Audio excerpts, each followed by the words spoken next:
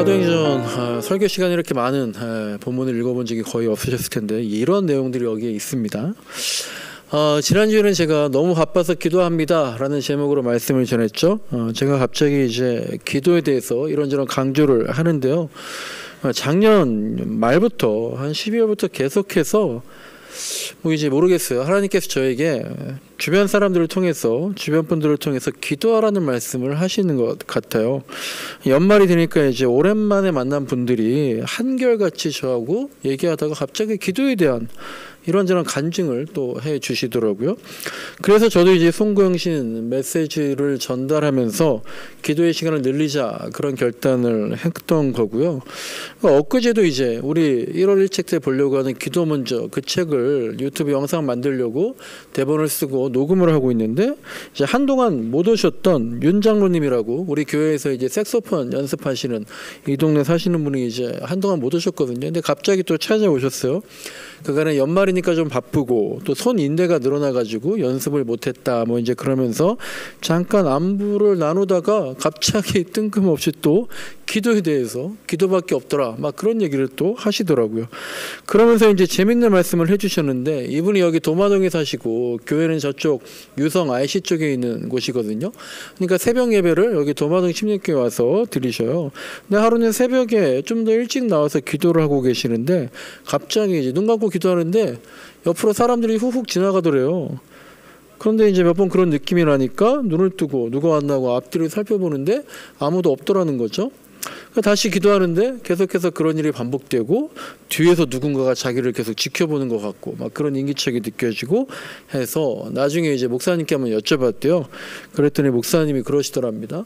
기도 좀 열심히 하려고 하니까 사탄이 방해하는 거다. 그러니까 당신도 자기도 그런 경험이 있었다. 그렇게 말씀을 해 주시더래요. 그러니까 사탄이 우리가 기도하는 걸 가장 싫어하니까 자꾸 방해가 있을 거다. 그러니까 기도하려고 할 때에 오히려 더 굳건히 방해가 있을 때 굳건히 기도하라. 그렇게 말씀을 해 주셨대요. 그러니까 우리가 뭐 일상에서도 그렇고요. 교회에서도 그렇고요. 뭔가를 하려고 하면 특히 하나님 나라를 확장하려고 뭔가를 하려고 하면 내 믿음을 위해서 뭔가를 다시 좀 하려고 하면 신비로운 일이든 물리적인 일이든 나를 자꾸 방해하는 그런 것들을 만날 때가 있습니다. 그럴 때 오히려 우리가 한편으로 이렇게 생각하면 좋을 것 같아요. 아, 내가 제대로 가고 있구나. 그러니까 사탄이 방해하는구나. 그렇게 생각할 수도 있을 것 같습니다. 그리고 제가 항상 조심하는 건 몇 번 말씀을 드렸지만 누가복음 11장에 그런 말씀이 있잖아요. 귀신이 있는데 자기가 머물던 사람에게서 나가서 다른 사람에게 가서 놀다가 먼저 있던 사람 거기가 가장 좋구나 하고 다시 그 사람에게서 그 사람에게로 들어가려고 했더니 그 사람의 신앙이 단단해져서 거기에 다시 사탄이 들어가지 못하게 되니까 그래서 어떻게 됐다고 했습니까?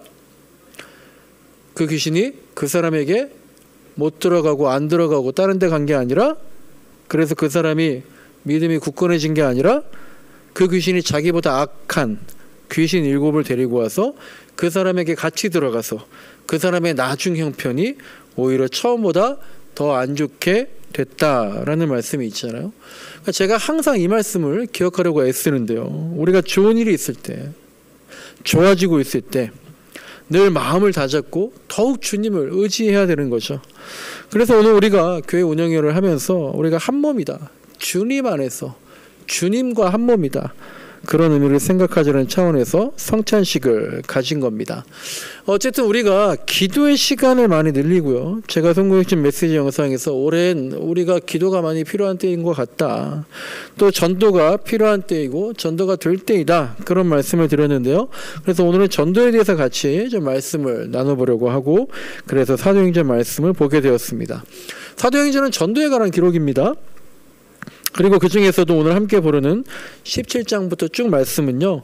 지금 바울이요. 혹시 이제 유럽 지도를 좀 아시는 분들은요. 사도 바울이 그리스와 터키 지역으로 전도 여행을 떠났던 내용인데요.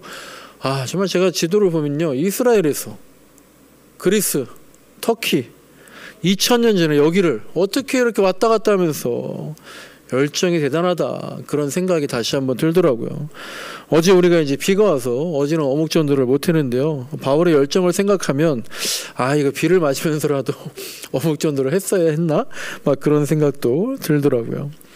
서론이 많이 길었는데 오늘 우리가 전도를 하면 무슨 일이 일어날까? 전도를 하면 일어나는 일들이라는 제목으로 말씀을 쭉 보면서 전도를 했을 때에 무슨 일들이 생기는지 한번 살펴보려고 합니다.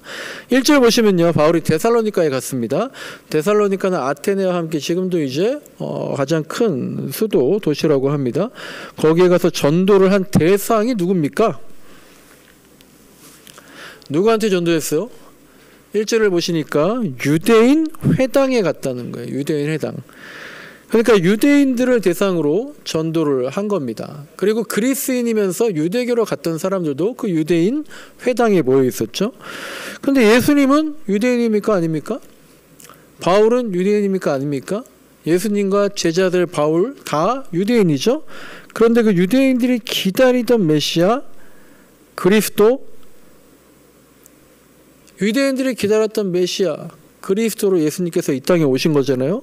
그런데 유대인들 대부분이 예수님을 그리스도로 메시아로 인정을 안 하니까 사도 바울이 지금 유대인들한테 하나님뿐 아니라 예수님도 믿으라고 전도하고 있는 겁니다. 참 재밌어요. 유대인들이요, 메시아를 기다리고 있었는데요, 기다리던 메시아가 왔어요. 기다리던 메시아가 왔는데 자기들이 기대하던 메시아가 아닌 거죠. 그래서 유대인들이 갈라진 겁니다. 차라리 메시아가 안 왔으면은요, 계속해서 한 마음으로 기다릴 텐데요, 메시아가 와서 분열되는 거예요. 우리나라도 마찬가지입니다. 일본의 식민지로 수십 년을 지내면서요, 뭘 기다렸습니까? 해방을, 독립을 기다렸죠. 그리고 독립이 됐습니다. 그런데 내가 기다렸던, 내가 생각했던 독립이 아닙니다. 그래서 우리 조선인들이 갈라지죠.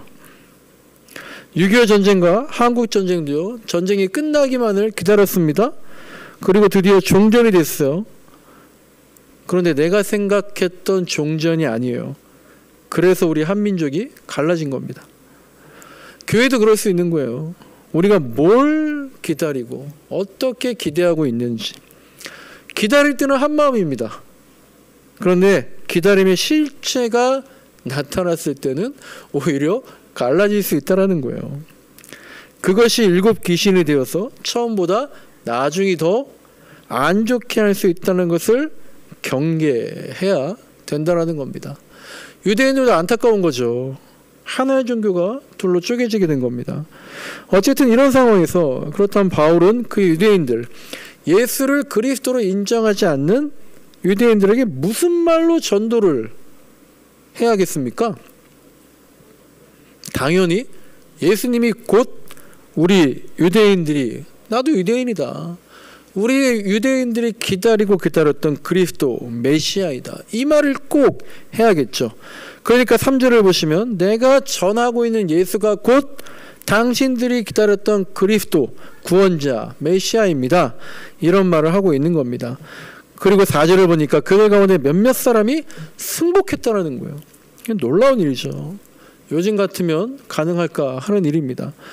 유대인들은요, 지금 다 알아요. 뭘 아냐면요, 예수님이 왜 죽었는지, 예수님이 왜 처형당했는지 다 알아요. 자기가 감히 하나님의 아들이라고 해서 그렇게 신성 모독죄로 죽은 거예요. 자기가 유대인의 왕이라고 해서 로마에 대한 반역죄로 죽은 거예요. 그렇게 예수님이 처형된 걸 다 아는데 그걸 부정하는 사도 바울의 말을 듣고, 그게 아니었구나, 예수님이야말로 우리가 기다렸던 진짜 그리스도였구나, 여기에 승복을 하고 감동을 받았다라는 거예요. 그리고 4절 후반부를 보면 그리스 사람들도, 그 중에는 귀부인들, 그 지역에 영향력 있는 유지들도 그 말을 듣고 예수를 믿었다는 겁니다.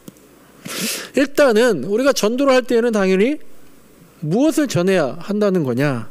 당연히 예수님이 우리의 그리스도다, 구원자다, 메시아다, 예수 믿어야 천국 갈 수 있다, 예수 믿어야 영생을 얻을 수 있다, 이걸 전해야 한다는 겁니다. 요새는 우리가 주로 관계를 통해서 전도하니까요. 처음부터 이렇게 급하게 말을 하지 않고요. 어떻게 하죠? 일단 관계를 맺다가 그냥 교회를 데려와서 다른 동료 신앙인들이나 목사님을 통해서 예수님이 그리스도입니다. 예수 믿고 천국 갑시다. 이렇게 할 수 있는데 어쨌든 이 메시지를 반드시 누군가는 전해야 된다라는 거예요. 그리고요. 전하면 됩니다. 설득할 필요가 없어요. 우리가 설득하는 게 아니고요. 우리 언변으로 설득할 수 없습니다. 하나님이 승복하게 하시고 하나님이 감화받게 하시고 하나님이 믿게 하시는 거예요. 여러분은 그저 전하고 교회로 데리고 오시면 돼요. 나머지는 저한테, 목사한테 맡기면 돼요. 그러면 저는, 목사는 어떻게 합니까? 하나님한테 맡기는 거예요. 우리가 뭘 할 수 없어요. 전도를 설득해서 할 수 있다? 글쎄요. 여러분들 지금 전도 대상자가 다들 있으신데 벌써 여러분들도 아실 겁니다. 전도를 설득해서 할 수 없더라. 그러니까 하나님이 하시기를 기도할 수밖에 없다는 거죠. 어쨌든 바울이 그렇게 전도를 하는데요. 5절을 보니까요. 또 어떤 일이 일어났습니까? 전도를 열심히 했더니 어떤 일이 일어났어요? 불량배들한테 린치를 당한 겁니다. 그리고 바울을 도와줬던 그 지역에 있는 데살로니가의 주민인 야손도 시청 관원에게 끌려갔어요. 전도하다 보니까 어떤 일이 생기냐면 오해를 사기도 하고요. 불이익을 당하기도 하는 겁니다. 거짓 고소를 당할 수도 있다는 거예요. 근데 우리가 뭐 고소까지 당할 수 있을까? 뭐 이런 일도 있을 수 있겠지만 그런데 우리가 주로 오해를 살 수도 있고요. 불이익을 당할 수도 있는데 그게 바로 전도다라는 겁니다. 우리가 전도하면서 어느 정도까지 오해를, 어느 정도까지 불이익을 감당할 수 있을까? 저는 정말 개인적으로 싫어하는 게요. 오해받는 거예요. 또 손해보는 거예요. 이게 정말 싫더라고요. 근데 지금 보니까 전도하다 보면 오해와 손해 맞기도 하고 고소까지 당하고 이걸 정말 감수해야 한다라는 거예요. 우리가 예수님을 위해서 얼마나 나를 쳐낼 수 있을까? 나의 자아, 나의 고집, 나의 생각 얼마나 쳐낼 수 있을까? 그런 생각이 듭니다. 지금 오늘 본문 쭉 보시면요. 바울이 계속해서 조롱당하고 있잖아요. 32절 보시면요. 아테네 사람들이 비웃고 조롱하고 있어요. 바울에게는 이렇게 비웃음을 사는 것이 자신이 감내하는 오해이고 손해인 거다. 저도 만약에 전도하는데 누가 비웃고 조롱하면은요, 그거 감내하기 쉽지 않을 것 같다는 생각이 드는 거죠. 자, 17장 16절부터는요, 바울이 그리스 아테네에서 철학자들과 에피쿠로스 철학자와 스토아 철학자와 철학적인 논쟁까지 합니다. 그런데요, 그들과 그렇게 종교에 대해서 논쟁하고 토론하고 대화할 수 있었던 이유가 뭐예요? 당시에 그리스 아테네는요, 철학과 종교의 중심지였기 때문에 그렇죠. 그래서 바울이 22절에서 보면 당신들은 모든 면에서 종교심이 많다라고 얘기하고 있잖아요. 그러니까 서로 간에 처음 듣는 예수와 그리스도와 부활에 대해서도요. 아까도 본문에 나와 있는 것처럼 뭐 또 새로운 신이 있나 보다. 새로운 가르침이 있나 보다. 새로운 철학이 있나 보다. 그러면서 그냥 그때 그 사람들은 종교심이 많아서 철학적이어서 관심을 갖고 일단 대화가 가능했던 겁니다. 근데 지금 한국 사회는 그런 시대와 사회가 아니잖아요. 바울의 시대는 설득의 시대였습니다. 토론과 대화의 시대였어요. 그리고 우리나라 1900년대에도요. 종교에 관심이 많은 시대였어요. 근데 모르겠어요. 다 없어진 건 아니지만 지금 그렇지 않은 것 같아요. 설득과 논쟁으로 예수를 믿게 한다? 그런 날이 또 돌아올 수 있겠죠. 하지만 지금은 그게 아니지 않는가. 그렇다면 지금은 설득의 시대가 아니라면 무슨 시대일까요? 우리가 뭘로 전도해야 될까요? 바울은 설득하고 논쟁하며 열심히 찾아다니면서 끝없이 대화하고 예수님을 전파했는데 지금이 그런 시대가 아니라면 지금은 어떻게 전도할 수 있습니까? 이걸 찾아야 되는 거죠. 근데 여기에 대해서 말하려면 하루 종일 얘기해도 시간이 모자랄 겁니다. 그리고 그렇게 하루 종일 얘기해도 시간이 모자랄 거다라는 얘기는요, 우리가 지금 이 시대에 뭘로 전도해야 될지, 어떤 시대인지를 모르고 있다라는 얘기입니다. 과연 무엇으로 전도할 수 있는 시대인가? 우리가 정말 혁신적으로 생각하고 신비로움을 기대하고 찾아 나가야 돼요. 근데 하지만 또 너무 비관적이지만은 아닌 겁니다. 전도를 하면 일어나는 일들이 32절부터 34절까지에도 나와 있는데요. 어떤 사람들은 조롱합니다. 그런데 어떤 사람들은 다시 들으려 하고 또 믿음을 가졌다라고 되어 있어요. 우리가 이걸 기억해야 됩니다. 전도하면은요, 믿음을 가지게 되는, 믿는 자들이 생겨난다는 거예요. 전도하면은요, 내가 전도를 많이 하니까 내 믿음이 강해지는 것 같아. 뭐 그런 것도 있지만 실제로 예수를 믿는 자들이 생겨난다는 거예요. 우리가 비록 이 시대에 바울처럼 누구랑 진지하게 며칠을 걸리면서 토론하고 대화할 수 없어도요, 또 사람들이 기독교에 대해서 말만 하려고 하면 귀를 닫아버리잖아요. 그렇게 귀를 열어서 들으려고 하지 않아도요, 우리가 뭐 어묵 전도를 하건 무인 생수 전도를 하건 부활절 때 달걀과 전도지로 뭐 이렇게 전도를 하건 유튜브 영상으로 전도를 하건, 그때 만나는 사람들과 오랜 시간 진지하게 대화를 나누지 못해도 전도를 하게 되면 조롱받는 일도 일어나지만 믿는 자들도 생긴다라는 겁니다. 그런데 전도를 하지 않으면 조롱도 안 받지만 믿는 자도 없는 거죠. 18장을 보시면요, 바울이 이번엔 고린도로 갔는데요, 거기서 이제 평생 함께하는 동역자를 얻습니다. 2절에 나오는 유명한 사람이죠. 18장 2절에 브리스길라와 아굴라, 또 이전부터 함께 했던 5절에 나오는 실라와 디모데. 저는 이 18장 읽으면서 이런 생각이 들더라고요. 부럽다. 저는 우리가요, 저와 여러분이, 또 여러분들 서로가 평생 함께 복음을 전하는 그런 귀한 믿음의 동지가 되었으면 참 좋겠습니다. 마지막으로 6절을 보시면 바울의 담대한 모습을 볼 수 있죠. 그의 옷에서 먼지를 떨어버리고 이제부터는 당신의 책임이다, 그렇게 말합니다. 전도를 하면서요, 우리가 간과 쓸개를 빼줄 정도로 그렇게 전도하지만요, 동시에 우리가 비참하게 볼 것도 없어요. 안 믿으면 누구 손해입니까? 안 믿으면 우리 손해가 아니에요. 우리가 사랑과 섬김을 가지고 전도하지만 비굴할 필요가 없다라는 겁니다. 우리가 주는 사람이지 우리가 빌리려는 사람이 아니에요. 그런 마음을 가지고 9절에서 주님이 말씀하신 것처럼 잠자코 있지 말고 끊임없이 말해야 됩니다. 한두 번 하고 포기하거나 한두 번 하고 다 한 것처럼 손 놓지 말고 끊임없이 복음을 전해야 한다는 거예요. 그러다 보면 우리에게도요, 전도를 하다가 주님의 환상이 보이고, 전도를 하다가 주님의 음성을 듣게 되고, 전도를 하다가 주님의 신비를 체험할 수 있을 겁니다.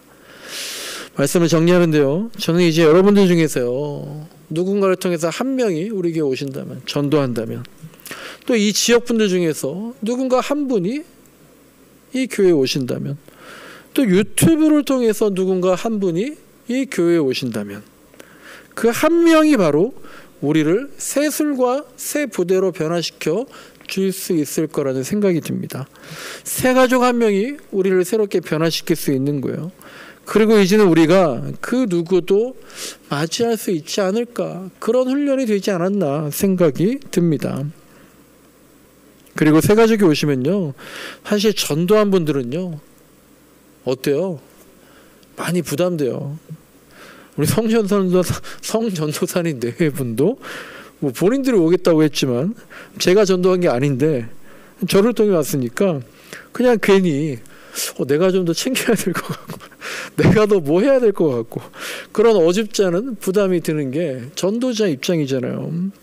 여러분들 중에 누군가가 지인을 전도해 왔는데 얼마나 부담되겠어요. 그런데 다른 사람들은 아이고 전도한 분이 잘 챙겨주겠지, 내가 너무 나서는 건 오히려 저 사람한테 부담되는 걸 거야, 그런 생각만 하고 가만히 있으면 그 전도하신 분에 대한 예의가 아닐 것 같은 생각이 들어요. 지난주와 오늘 두 주에 걸쳐서요. 제가 지난번 송구영신 메시지 때에 전해드렸던 말씀, 우리가 2024년 우리 교회 방향, 기도와 전도 여기에 대해서 말씀을 드렸고, 유튜브 사역에 대해서는 이따가 교회 운영위원회 때에서도 말씀을 드릴 텐데요. 제가 그 메시지에서 말씀드렸지만요, 사실 이제 이런 것들은 세부적인 것들이고요. 뭐가 가장 중요하다고 했습니까? 정말 가장 중요한 거는요, 내가 뭘 하려고 하는 게 아닌 것 같아요. 가장 중요한 거는요, 주님을 따라가는 겁니다. 주님이 그림을 그려나가시면 우리가 거기에 색칠을 해나가는 거예요. 주님이 내미시는 손을 붙잡고요. 제가 자주 말씀드리지만 우리는 그저 질질 끌려만이라도 가는 거. 이게 우리한테 가장 중요한 자세다라는 겁니다. 이스라엘 백성들이 광야에서 40년을 그런 거예요. 끌려만이라도 다닌 겁니다. 그래서 겨우라도 가나안 땅에 들어가게 된 거예요. 제가 이런저런 방향들 얘기 했지만 그것이 주님의 뜻이 아니라면 괜한 고집과 자존심 또 버려야 되는 겁니다. 바울이 오늘 마지막에 보면은요, 고린도에서 1년 6개월 있었습니다.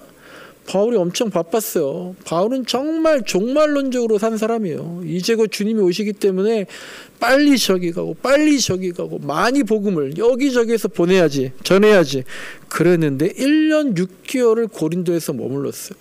그건 바울의 뜻이 아닙니다. 주님의 뜻이었어요. 그걸 따른 겁니다.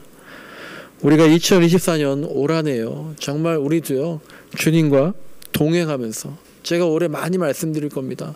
주님과 동행하는 게 뭐냐? 주님을 속속들이 아는 겁니다. 그렇게 주님과 동행하면서 그렇게 주님만 따라가면 된다는 거. 끌려서라도 따라가면 된다는 거. 그러면 우리가 하나님의 신비를 맛볼 수 있을 거라는 거. 그 믿음을 체험해 나가는 정말로 신비로운 한 해가 되기를 간절히 소망합니다.